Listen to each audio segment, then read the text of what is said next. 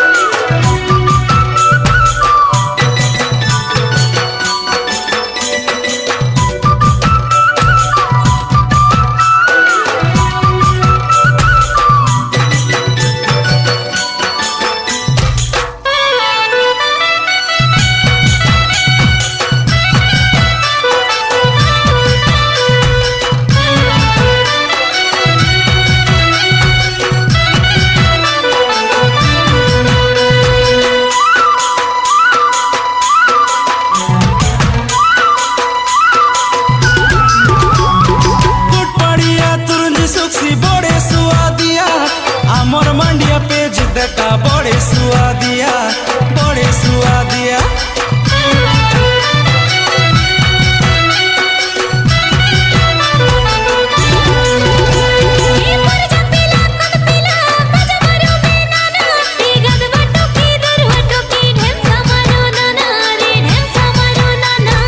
कोटियारू बेटियाना कोटियारू बेटियाना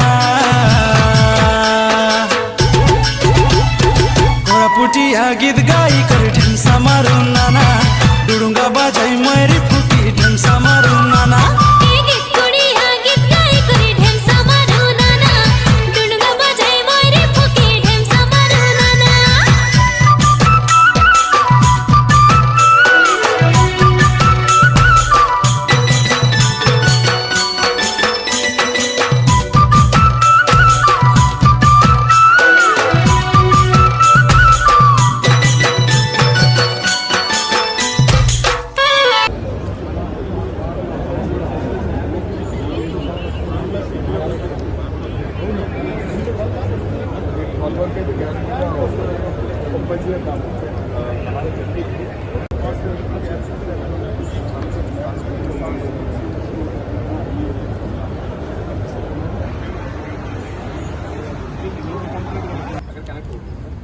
beach వైపు వెళ్ళిన వాళ్ళు బీచ్ మీరు ఎక్కడ శామ్యాన్ వేస్తున్నారు వేకెంట్ ప్లేస్ ఉన్నాయి సార్ వేకెంట్ ప్లేస్ కూడా ఇప్పుడు అది కూడా ప్యాకెట్ బెనిఫిట్ అవుతుంది.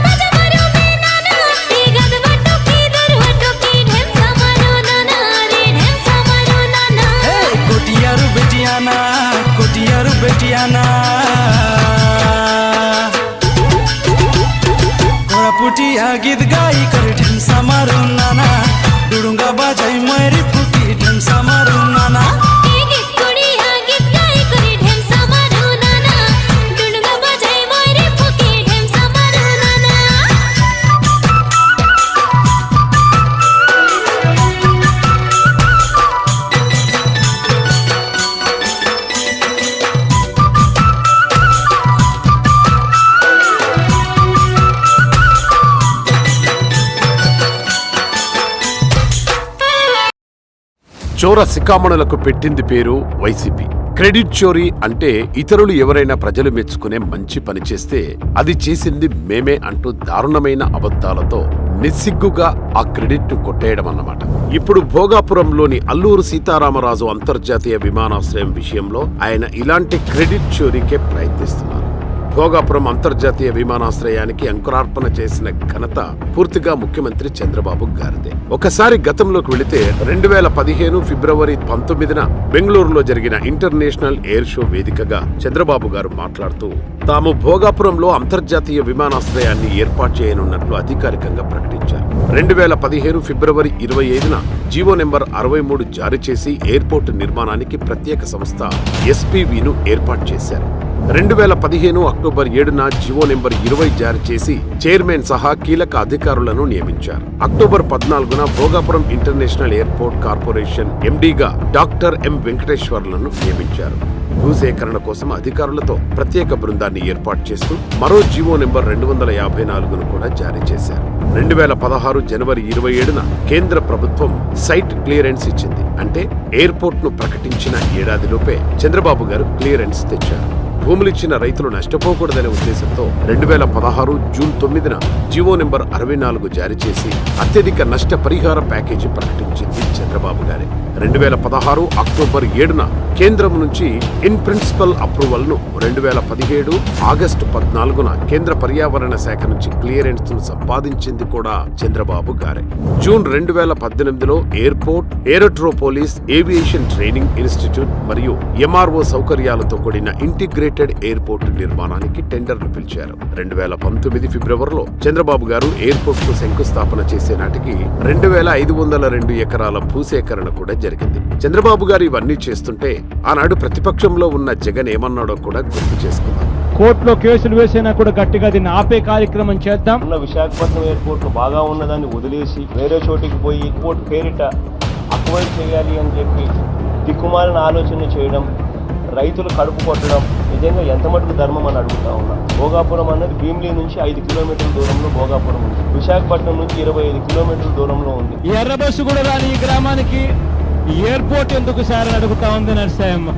అదే జగన్ ఇప్పుడు భోగాపురం ఎయిర్పోర్ట్ నేనే కట్టించాలని చెప్పుకోవడం ఏంటి? తాను అధికారంలో ఉన్నప్పుడైనా భోగాపురం ఎయిర్పోర్ట్ కోసం జగన్ చేసింది ఏమీ లేదు.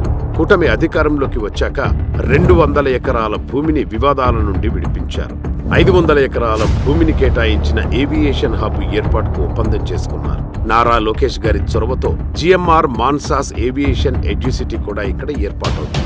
దీనికి మాన్సాస్ ట్రస్ట్ ద్వారా దాదాపు 150 ఎకరాల భూమిని ఉచితంగా ఇస్తున్నారు గోవా గవర్నర్ అశోక్ గజపతిరాజు. నిజానికి 2026 డిసెంబర్ నాటికి నిర్మాణం పూర్తి చేయాలని అనుకున్న 6 నెలల ముందుగానే జూన్ నాటికి విమానాశ్రయం నిర్మాణం పూర్తి కానుంది. ఇవన్నీ ప్రజలు చూస్తున్నారు కాబట్టి జగన్ అబద్ధాలాడి క్రెడిట్ కొట్టేయాలని చూస్తే ప్రజలు నవ్వుకుంటారు.